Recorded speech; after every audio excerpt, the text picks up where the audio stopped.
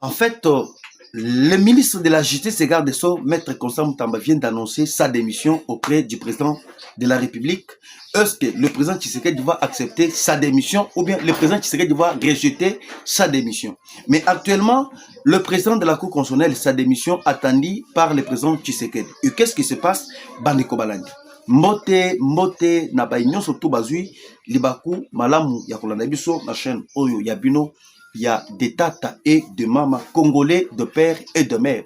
À chaque fois et à tout moment, tout ya kana lombangu pour que to partager na bino, to solola na bino, boye ba kemboka elali ndenge nini elamuki, ndenge nini tozali wapi to uchi wapi tozali kokende wapi. Actuellement, bande kubalandi, je pense que to komekepe ko solola na bino deux sujets à l'ordre du jour. Na yena mwa lombangu ya koyebisa bino que les plans ya ba Rwandais est en marche. Et c'est que le président Tshisekedi a fongola misu. Et ceux qui a fongoli misute et kozala trop tard. Et pourquoi les plans ya Rwandais ezali en marche? Actuellement, les dossiers de Constant Moutamba. Les dossiers de Constant Moutamba, il y a à manger et à boire. Nazali ko expliquer binoke. Les dossiers de Moutamba, on cherche comment salir les présidents Tshisekedi. Qui est derrière Kamer? Qui soutient Kamer? Na minute il faut boyeba que bato oyo bazali sima ya Kamere ezali ba français, ba rwandais, Kabila, Nanga, Katumbi. Basali bloc. Et bloc oyo bango basali kolunga partout moyen comment déstabiliser Tshisekedi na deal entre les États-Unis et la RDC. Il faut voir la nangai très bien. Pendant les Kambo Oyo Etali Constant Moutamba sur sa démission. Fachi va accepter ou bien Fachi va rejeter. Un minute va viser deal RDC États-Unis comment? Na minute va boyebi que les États-Unis d'Amérique avaient posé des conditions au gouvernement congolais. Conditions oyo les États-Unis d'Amérique avaient posé et là qu'il y a une bonne justice congolaise. Traquer tous les détourneurs. Il y a mon solo, il y a l'État.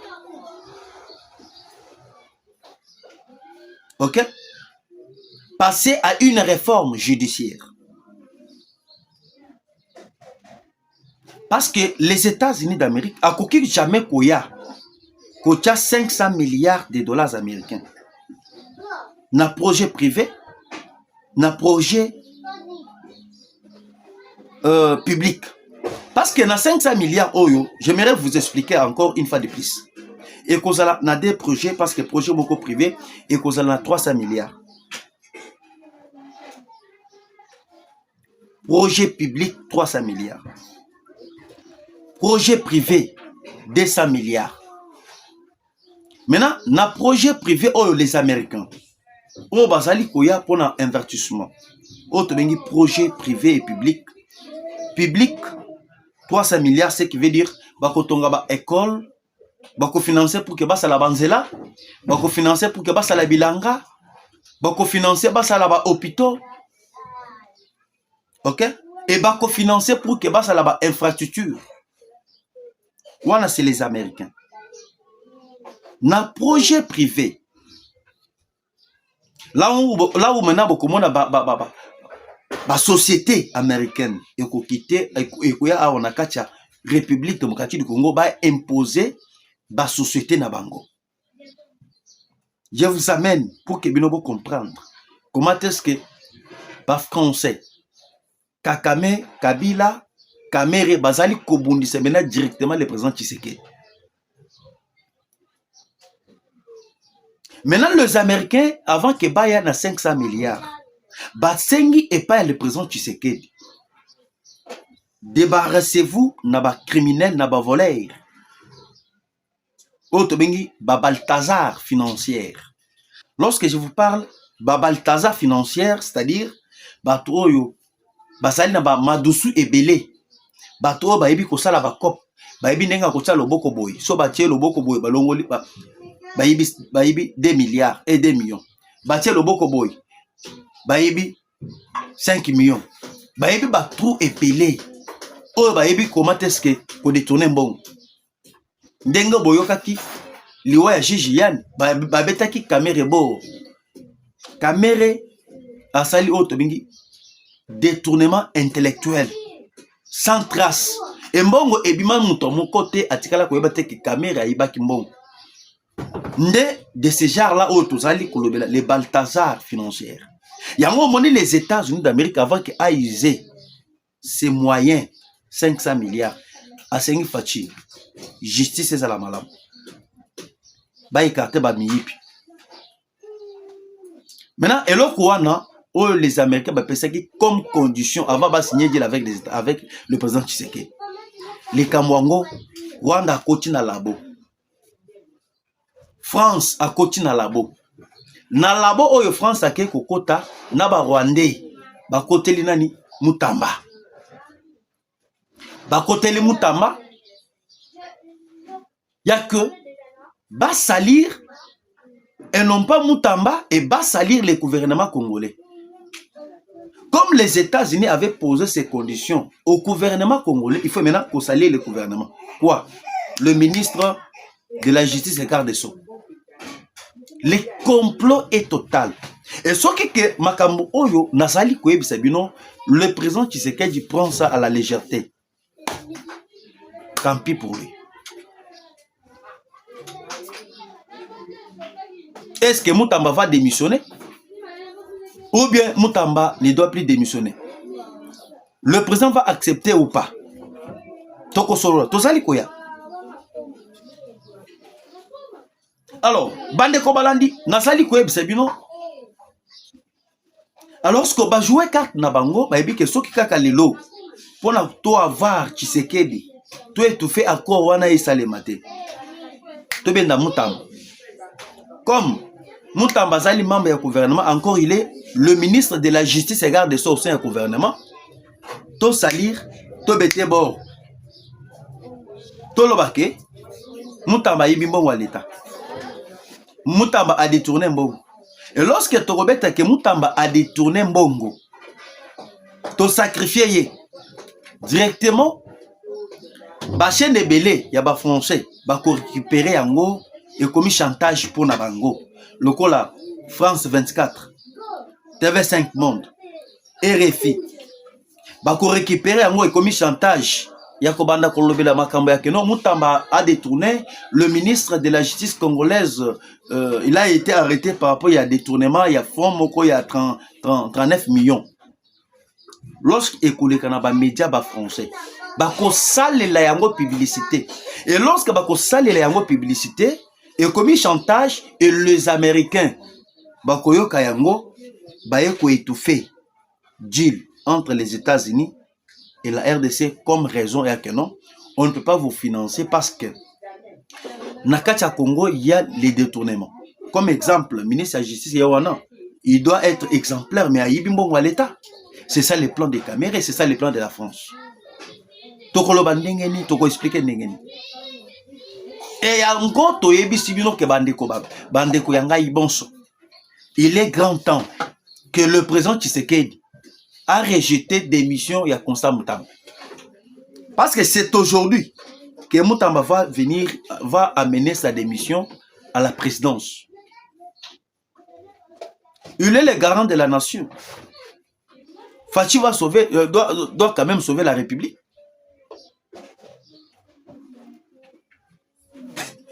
Mutamba ndenge azali wana. Bokanga makambo oyo ngai nazali koyebisa bino. OK? Rien jusqu'à présent ne prouve que Mutamba yibimbo wa l'État.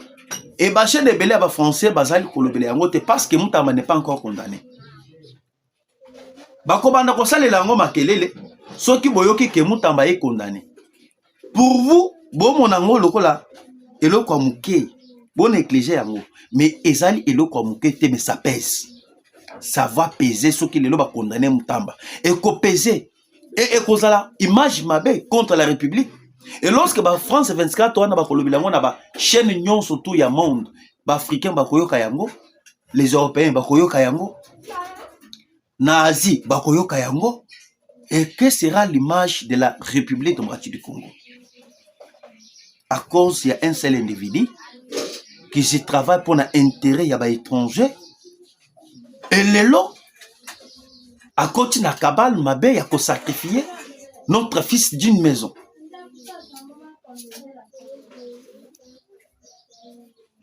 Vous voyez que dans notre pays, démocratie et quoi avancer de l'autre côté. Bazali ko yebisa bino likambo etali Vital Kamerhe. Vital Kamerhe azali kozwa mot d'ordre ya maître na ye ki yebisa Paul Kagame. Comme preuve, likambo ya Mutamba, je vous dis, basali ambiance totale, basepeli bameli ba champagne na kati ya Rwanda et pas Olivier Nduhungirehe. Et il a tweeté, Nabisa Bino qu'il avait tweeté. Basepeli. Et jusqu'à présent, Bazali n'a qu'à sepela pour que Mutamba Bazali écarte. Pourquoi Mutamba Bazali ko sepela pour écartement à Mutamba? Vous voyez que tout ça qui est infiltré partout. N'a pas entreprise à l'État, n'a gouvernement, n'a assemblée nationale partout. Maintenant, Bango, Babana ko sala système ni. Système oh Bango Babana ko sala. Et ça qui est étouffé toutes les actions du président Tshisekedi et mon anate et yo kanate. Pour que le peuple baïna Tshisekedi va préparer maintenant candidat na bango na 2028. Soki ke mbongo ebimi okomona mbongo wana ba détourner yango. Ba bengi pe ministre ya justice azali corruptible. Ale pe mbongo wana akangi monoko. Comme Mutamba basali cop na bango epele babengisi Mutamba zo mbongo boye ya projet tel to sali boye Mutamba boye. Maintenant comme Mutamba zalaki catégoriquement non à la corruption et baluki partout moyen pas salir ba écarter Mutamba et baba na ko étouffer ba projet Fachi. En même temps le 2028 s'approche. Lorsque le 2028 s'approche, to komi na étape ya élection ba komi koloba ke non. Bon, mon Fachi a pensé qu'il va promesse à réaliser l'autre côté. Tala ba mon ya ba projet et banda kobima et babanda qui ko détourner yango ba récupérer yango comme discours na tango ya campagne. Parce que ba écarter déjà justice ou koki ko landela bato bazali ko yiba mbongo à l'état. Et comme ba Rwandais ba epelé bazali na ba administration à l'état, bazali ba PCA ba musu bazali ba DG. Bah, ça la de façon que Facha réussir, Facha a échoué. Et lorsque Facha a échoué, Bazali na slogan kakamoko tout chemin mène à Rome. Et tout chemin mène à Rome, c'est quoi? Ezali système. Et que va récupérer kaka pouvoir. Et va récupérer pouvoir ou soit na élection avec Vital Kamerhe, va récupérer pouvoir ou soit na rébellion avec Nanga na Kabila ou soit va récupérer pouvoir na voie ya assassinat ou soit na voie ya coup d'état. C'est ça le plan. Maintenant, na minute oyo ndenge tozali ko yebisa bino. Fachi azali très en colère. Et le président Tshisekedi ne veut plus encore renouveler les mandats du président de la Cour constitutionnelle Dieudonné Kamuleta. Boyebi que lelo nazali ko confirmer bino lelo. Kamuleta va déposer sa démission auprès du président Tshisekedi. C'est que Kamuleta a bien servi le président Tshisekedi. Kamuleta Fachi a reconduire. Ce qui que Kamuleta a rendre Tshisekedi un mauvais service. Kamuleta va partir. Va partir. Fachi s'est retrouvé lui seul. Aucun membre de sa famille politique ne les a aidés. Personne. Bakazali, bakoti na ba mafia bato pe perdre. Bakabuya bakoti pe na deal oyo ya bato pe perdre basala bakomi ba coopérant. Voilà. Autre mais moi j'invite à yep également koti pe na même phénomène au lieu de venir soutenir le président Tshisekedi de servir la nation.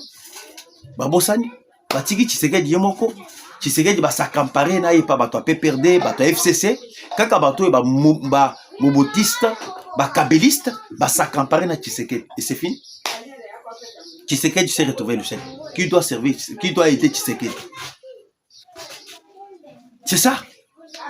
Et na izali koyebisa bino que actuellement tozali na moment ke biso nyonso tozala sima ya tata mokonzi mboka parce que kabal ezali mabe o bazali kulinga basala ke facha échoué.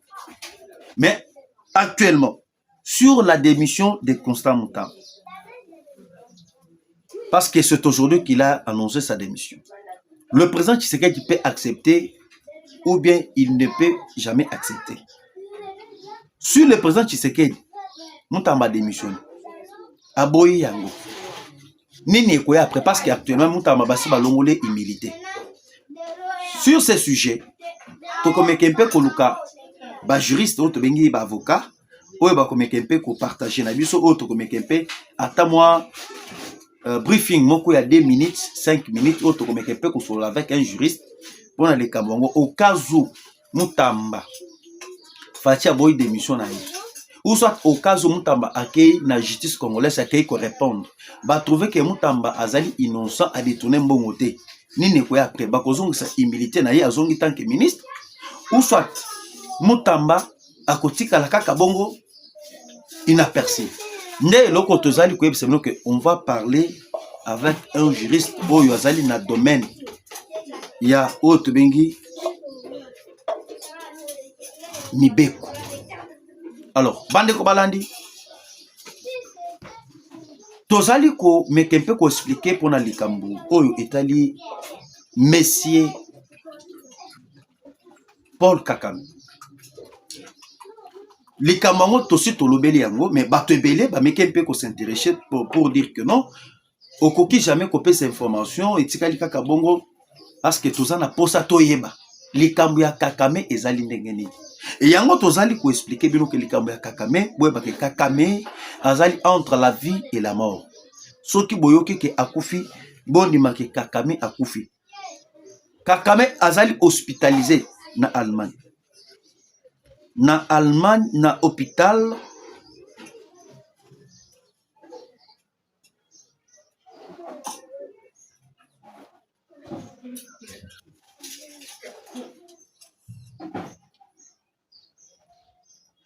na Allemagne na hôpital que nous appelons Frank. Je vais vous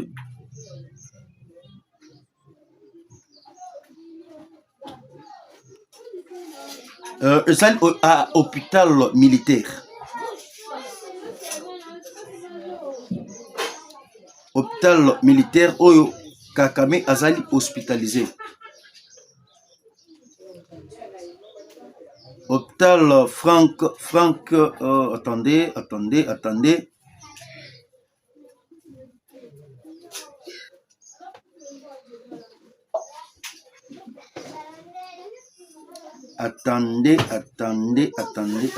je vais vous dire là où Kagame est hospitalisé. Ok. Kagame est hospitalisé dans l'hôpital Francfort. Francfort, c'est en Allemagne. D'où il est hospitalisé. Maintenant, les Cambouis Kagame s'empirait. Pourquoi? Parce qu'actuellement, Kagame a la maladie ya tumeur. Cette fois-ci, maladie mibale est ajoutée et commis hépatite C. Tumeur, ezalaki maladie oyo ba mekaki un peu ko renforcer, ko pesa ba calmant, ko pesa ba tonga lorsque kendaki dernièrement na Angleterre ba kenda ko traiter. Et lorsque ba traiter ba pesa ki ba condition. Ba condition ba pesa ki ba yebisa que tu ne peux pas jamais raisonner beaucoup. Tu ne peux pas raisonner beaucoup sur ça. Et bah, que tu ne peux pas encore réfléchir et penser, en fait, Subertin. Subertin, cela veut dire penser. Condition. Maintenant, lorsqu'il y a Kozonga, Namakambo est pression, il y a le gouvernement congolais, pression des États-Unis d'Amérique, et s'empirer. Et le quoi, il va nous pousser Kakame de raisonner, de penser tout gros et tout comme ça. Et c'est pour cela, lorsqu'il y a les sous, malade mususu et bakisami. Malade oyo et ko bakisama ezali hépatite C. Les bosso ezalaki tumeur de cerveau. Yami balé et commis hépatite C. Maintenant hépatite C oyo et ko bakisama. Nazali koye bisabino Kakame. C'est difficile pour que Abika. Soki boyoki ke akufi bonima. Bonima. Mais jusqu'à présent, il n'est pas mort. Il n'est pas mort. Oh, bah, tu vas aller rencontrer que non, Kakame akufi wana. Jusqu'à présent, Kakame n'est pas mort. Mais néanmoins, il est gravement malade, hospitalisé en Méniche. Le départ de M. Paul Kakame, ça sera la disparition du Rwanda. Parce que actuellement, la mort de M. Paul Kakame n'est pas encore annoncée, mais Rwanda est commis divisé en 3 parties. Armée d'abord est commis divisé en 3 parties. Tokomi na bloc moko ya James Kabarebe. Vous allez soutenir James Kabarebe. Bloc ya ba Yannick Yann, son fils qui est général. Na bloc mosusu ya ba généraux oyo balita na Kakame na 1990. 3 parties. Après la mort de M. Paul Kakame, qui va prendre la chaise du Rwanda, ça tombe qu'aujourd'hui que Kakame est mort, qui va récupérer? Parce que actuellement c'est lui qui fait l'intérim et c'est le premier ministre rwandais qui a pris l'intérim. Il y a au Italie non présence chez M. Paul Kakame. Premier ministre qui s'appelle au nom de M. Edouard Ngirante. Edouard Ngirante, c'est lui qui a pris l'intérim. C'est bien lui qui va maintenant aller signer encore les accords. N'a-t-il les États-Unis et la RDC? Tous ces pays ici-bas. C'est un peu ça. Je pense que je vous ai déjà tout expliqué. Le Kambotali, Paul Kakame, Oyo, Bino, Bobanda ko espérer, Bino Bobanda ko zela, tout expliquer, Bino, Tokutana, Nabino, Nambalasima, bye.